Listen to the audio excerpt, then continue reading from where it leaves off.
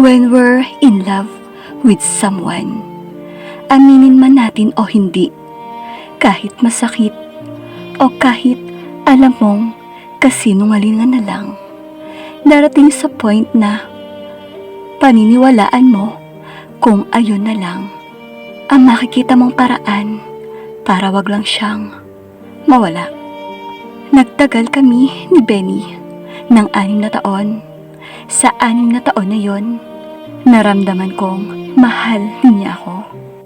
Pero sa kabilang banda, naramdaman ko rin ang sakit niyang magmahal. Sabi nga ng mga kaibigan ko, red flag siya na tinubuan ng muka at ng katawan.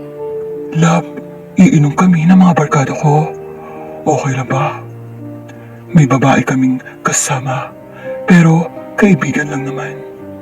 Tahimik ako ng ilang segundo pero sumagot, sige, mag-iingat ka ha. I trust you.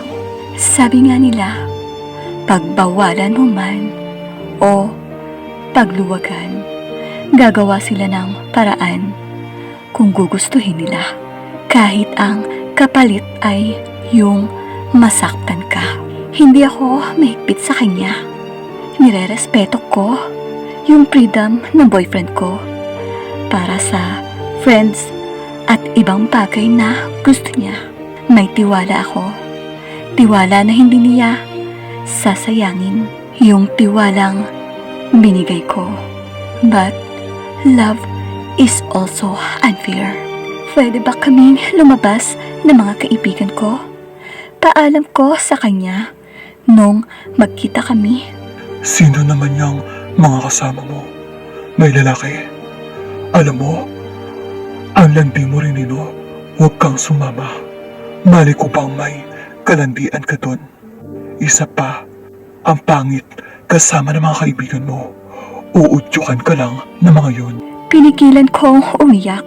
Kailangan ko siyang intindihin kasi baka hindi siya komportable sa mga kaibigan ko. Habang binibigyan at binibigay mo ang laya niya, ikaw naman unti-unti kang kinukulong. Pero ang tanga, di ba? Alam mo nang mali, sinusunod mo pa rin. May oras na pinaiiwas niya ako sa lahat, pero ako hindi niya pinakinggan. Ayaw niyang ginagawa ko yung bagay na siya naman ang gumagawa. Hindi ako komportable sa mga kaibigan mo, Benny. Diretsyong ani ko at ipinakita naman niya agad ang iritasyon niya. Wala ngang limitasyon. Lahat na lang ba? Baka gusto mo, layuan ko na rin pati mga pinsan ko. Lahat dinadaan niya sa galit, sa inis, at ako, iniiwan niya ako tuwing umiiyak ako. Sa bagay na gusto ko lang naman intindihin niya, pero never niyang inintindi. Yung pagod ka, pero ayaw mong bumitiw.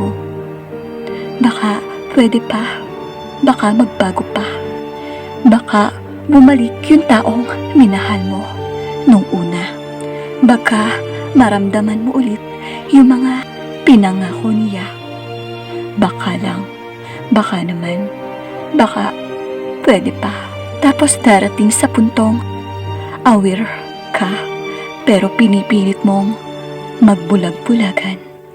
Hahayaan mo ang sarili mong huwag makinig sa alam mong tama. Pati sa sarili mong panghihinala, babaliwalain mo para lang sa kanya. Ako pa rin pa. Tumango siya at niyakap ako. Yakap na, lamig na yung nararamdaman ko. Ikaw at ikaw lang. Imbis na maramdaman ko yung saya, napangiti ako habang nararamdaman ko yung sakit. Bakit ganito? Bakit baliktad? Dahil ba hindi na totoo? Pero hindi. Naniniwala pa rin ako sa'yo. At magtitiwala pa rin ako.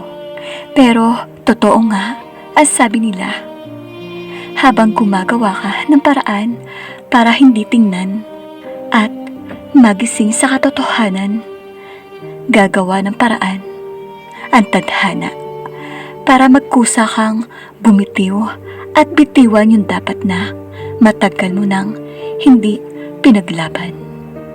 Dumating sa puntong nag-aaway na kami palagi at parang hindi na ako magduda. Ibinigay niya lahat ng account niya na hindi ko naman binubuksan. Sabi niya may reunion sila sa Bora. Kaya naisipan kong magpunta sa apartment niya para maglinis habang wala siya. Nang makapunta ako, walang paramdam si Benny. Tinuon ko ang atensyon ko sa paglilinis at nung nasa kwarto na niya ako, nakita ko ang isang cellphone sa ilalim ng unan niya. Nanginginig man, nagkusa ang kamay ko para kunin yon at buksan. Bumungad sa akin ang 5 message na unknown number. Love, busy. Napagod ka ba kagabi? I miss you already. Come on, baby.